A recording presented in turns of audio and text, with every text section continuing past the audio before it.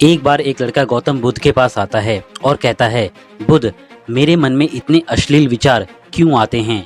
मेरे मन में हमेशा काम वासना के विचार चलते रहते हैं, जिनके बारे में सोच सोचकर मैं अपना बहुत सा समय और एनर्जी बर्बाद कर देता हूँ, जिसकी वजह से मैं कभी भी शांत नहीं रह पाता और हमेशा ही विपरीत लिंग के प्रति आकर्षण महसूस करता हूँ। बुद्ध ने मुस्कुराते हुए कहा, क्या तुम्हें पता है कि काम वासना क्या होती है? लड़के ने कहा, बुद्ध, मुझे ये तो नहीं पता कि काम वासना क्या होती है, लेकिन जो कुछ भी होती है बहुत बुरी चीज होती है।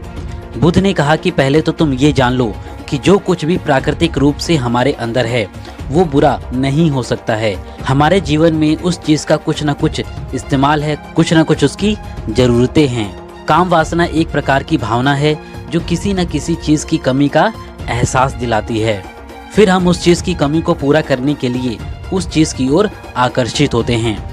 जैसे अगर किसी के पास धन की कमी है तो उसे धन के प्रति आकर्षण यानी धन की वासना उत्पन्न हो जाएगी उसके अंदर। इसीलिए वासना कुछ नहीं बल्कि एक प्रकार की कमी या जरूरत का एहसास है, और जब ये जरूरत एक शारीरिक रूप से हो तो हम इसे काम वासना कह देते हैं।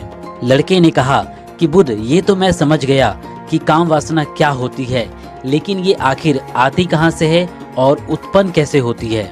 बुद्ध ने कहा कि ये कहीं से आती नहीं है बल्कि प्राकृतिक रूप से हमारे अंदर ही मौजूद होती है, और इसका होना भी जरूरी है क्योंकि यही मानव जाति के विस्तार का आधार है। लड़के ने कहा, बुद्ध, जब काम वासना प्राकृतिक रूप से हमारे अंदर मौजूद होती है तब लोग काम वासना को गलत क्यों बोलते हैं?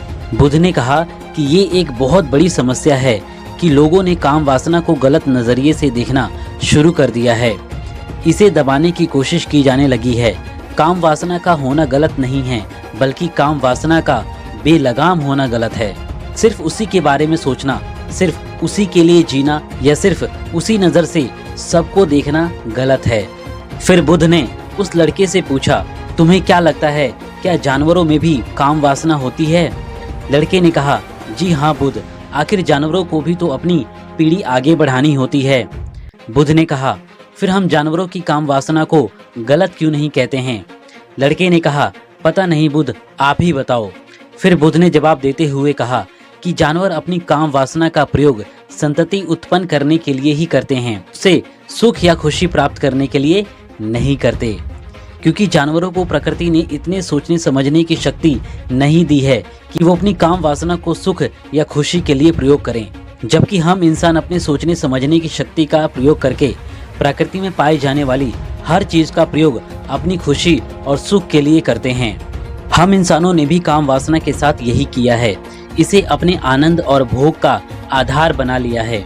जिस भावना को प्रकृति ने मानव जाति के अस्तित्व बनाए रखने के लिए हमारे अंदर डाला था, हमने उसे जीवन का मुख्य लक्ष्य बना दिया है, और इंसानी काम वासना का यूं बेलगाम होना ही उसके गलत होने का मेन कारण है।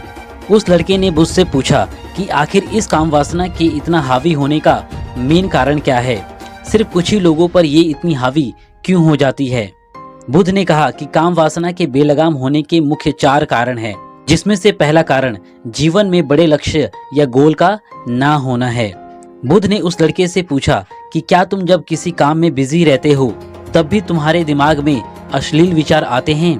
लड़के ने कहा, नहीं बुद्ध, जब मैं किसी काम में बिजी होता हूँ तो मेरे दिमाग में कोई भी अश्लील विचार नहीं आते हैं। बुद्ध ने कहा, हमारा दिमाग एक बार में सिर्फ एक चीज के बारे में ही सोच सकता है, इसलिए जब हमारे दिमाग में एक विचार चल रहे हों तब कोई और उस समय अश्लील विचार नहीं आ सकते। अगर हमारे जीवन में कोई बड़ा लक्ष्य है और हम उस लक्ष्य के लिए समर्पित हैं, तब हमारे पास इतना समय ही नहीं होगा कि हम फालतू के विचारों पर ध्यान दें। लेकिन अधिकतर लोगों के पास उनके जीवन में कोई भी बड़ा लक्ष्य नहीं होता है और खाली दिमाग हमेशा शैतान का घर होता है, इसीलिए उनके दिमाग में इस तरह के विचार आते रहते हैं। काम वासना का बेलगाम होने का दूसरा सबसे मेन कारण है समाज द्वारा इसे गलत बताकर दबाए जाने की कोशिश करना। लोगों के एक बड़े समूह ने कामुकता को हमेशा ही शक की नजर से देखा है, और इसका सबसे बड़ा कारण है कि हमने अपने यौन अंगों को शरीर के बाकी अंगों की तरह स्वीकार नहीं किया है, जबकि यौन अंग भी हमारे शरीर के बाकी अंगों की तरह, जैसे हाथ, पैर, आँख, नाक, कान के समान ही एक अंग है जो बस अपना काम करते हैं, जिसके लिए प्रकृति ने उन्हें बनाया है। लेकिन समाज ने इन प्रजनन अंगों को बहुत ही ज्यादा रहस्यमय बना दिया है, और जब कोई चीज रहस्यमय बन जाती है तो उसके प्रति लोगों की रुचि भी बढ़ जाती है, और इसी वजह से जाने अनजाने में लोग काम वासना की ओर ज्यादा आकर्षित होते हैं। बुद्ध ने आगे कहा कि जब किसी विचार को दबाने या उसका दमन करने की कोशिश की जाती है, तब वो विचार और मजबूती से उभरकर सामने आता है, और यही काम वासना के विचारों के साथ भी किया जा रहा है। बुद्ध ने कहा कि अगर मैं तुम्हें कहूँ कि तुम्हें आम के बारे में नहीं सोचना है, तो तुम्हारे दिमाग में सबसे पहला चित्र किस चीज का आया? लड़के ने कहा, बुद्ध, मेरे दिमाग में सबसे पहला चित्र आम का ही आया। बुद्ध ने कहा कि इसी प्रकार जब हम अश्लील विचारों को जबरदस्ती रोकने या दबाने का प्रयास करते हैं, तब वो और मजबूती से हमारे दिमाग में आते हैं। इसीलिए कभी भी विचारों को दबाने की कोशिश नहीं करनी चाहिए। बुद्ध ने कहा कि इंसानों में कामुकता के हावी होने का तीसरा सबसे बड़ा कारण है हमारे अपने विचारों के प्रति जागरूक ना होना। हमारे मन में कैसे विचार चल रहे हैं, हम कभी उन पर ध्यान नहीं देते। इन विचारों की भी एक अनोखी बात होती है।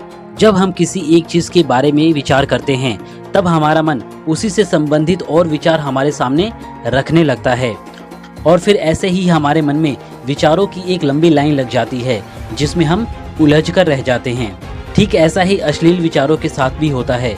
जब हम किसी को देखकर अपने मन में अश्लील विचार पैदा करते हैं, तब हमारा मन उसी से संबंधित और दूसरे अश्लील विचार भी हमारे सामने रखने लगता है।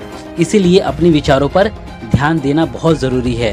अश्लील विचारों के हावी होने का चौथा सबसे बड़ा कारण है बुरी सोच और अश्लील विचारों वाले लोगों के साथ रहना। कई बार ऐसा होता है कि कामुकता हमारे अंदर नहीं होती है, लेकिन अश्लील लोगों के साथ रहने से ये हमारे अंदर हावी हो जाती है और हमें पता भी नहीं चलता है। इसीलिए बुरे विचार और अश्लील लोगों से हमेशा दूरी बनाकर रखो और अपना पूरा ध्यान अपने जीवन के लक्ष्य को प्राप्त करने में लगाओ।